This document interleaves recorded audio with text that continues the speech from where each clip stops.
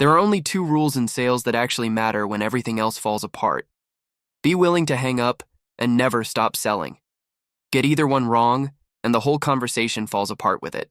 Most training focuses on scripts, techniques, tonality, all the stuff we've already covered, but underneath all of that sit two rules that decide whether any of it even works. The first rule sounds almost backwards: be willing to hang up, and the second rule is the one everyone's heard but almost nobody actually lives by: always be selling. Let's start with hang up. This means you are never desperate for this specific yes from this specific person right now. And here's why that matters so much. Remember tone and certainty.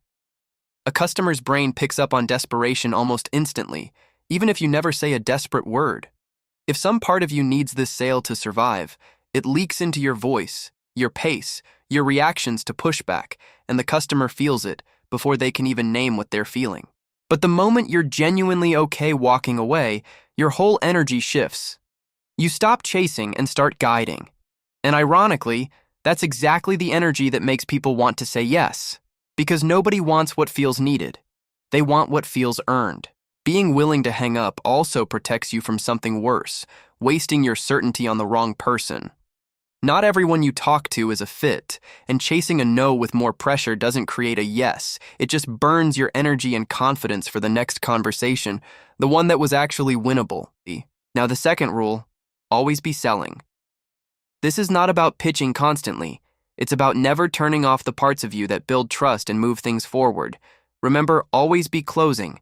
How every step, from first impression to KYC to tone, is quietly part of the close the whole way through.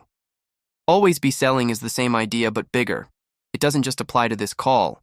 It applies to how you show up after someone says no, how you follow up a week later, how you talk about your work when you're not even trying to sell anything. Because people are always watching how you carry yourself, and that becomes the reputation that sells for you before you ever open your mouth. Here's where the two rules meet. Being willing to hang up gives you the calm certainty that makes always be selling actually believable. Nobody trusts a desperate person selling nonstop. But someone who's clearly fine either way and still shows up consistent and confident every single time, that's the person people eventually come back to and say yes.